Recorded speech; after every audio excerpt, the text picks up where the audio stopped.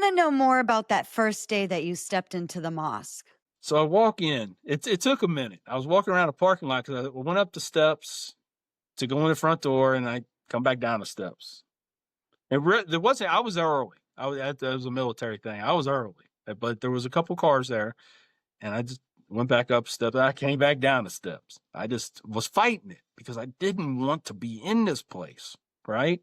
Because my ignorance was on overload. I actually believed at one point when I was sitting in there that I was going to end up in a basement with a sword to my throat on Al Jazeera. I actually was thinking that. I was like, because it didn't hit me until after I was sitting there on one of the back benches and listening to the sermon that was being preached.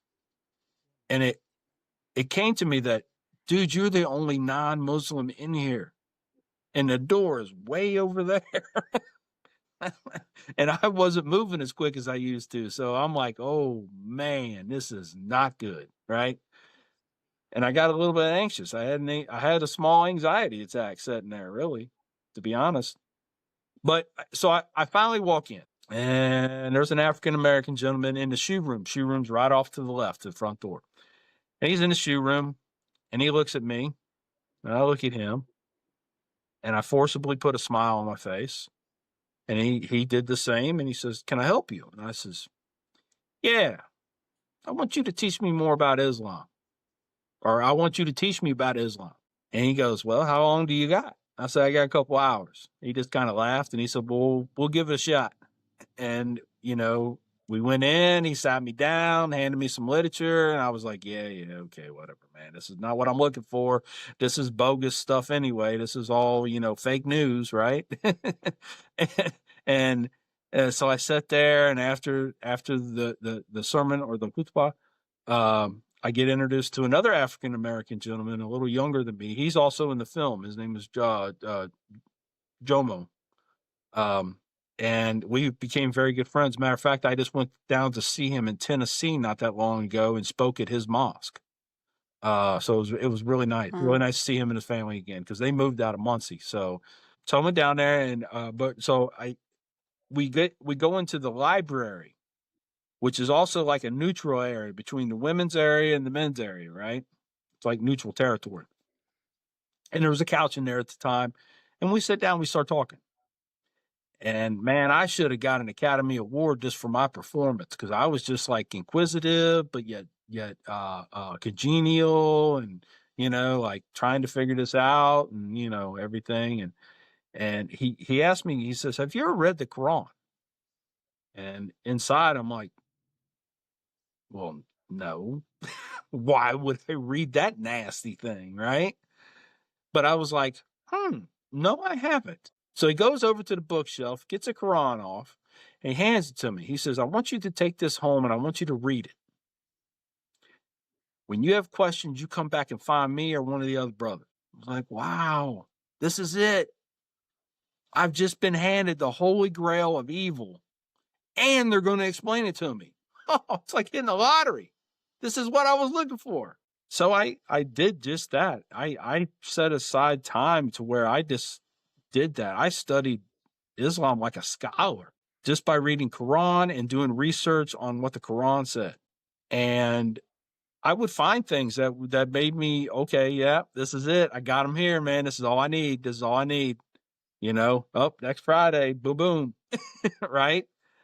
And they would explain it to me. Now, granted, I would not take what they said at gospel, but what I did was I took what they said and then I researched it, both pros and cons. And back in those days, you still had the really bad videos on YouTube before they started really cutting down on that.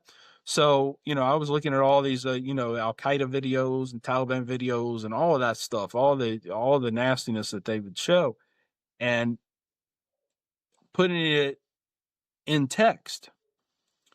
Over time, I started understanding that all of the cons or the anti research that I was finding came solely from places of hate. So in my mind, being a little bit smarter than the average rock, I was like, well, that makes it emotional. So it's not necessarily valid because it's emotional research, and you can't know. That's not legit, right? And then as I'm reading, I'm thinking about how the people in Muncie are conducting themselves. They're attempting to live their life according to what the text says. I see that. I've been invited to their homes. I've been, in the meantime, I'm going to their homes. I'm at the mosque more than some of them were. I'm there all the time, right? Mainly because I got questions. Because I'm finding stuff Mhm. in the Quran, right? And they just they get, it just became normal for me to be there. Um, and it just, it was puzzling that I finally, out of all the studying I'd done, had finally figured out that the problem is that I was taking the people who had been shooting at me and their examples of how they lived and how they conducted themselves as Islam, when in Mm. fact, I could pick out several things in the Quran that they were doing wrong. And then I look at the people here in Muncie and I'm like, yep, okay, check, check. Yeah. Obviously, my exposure and where I was getting my references from were wrong.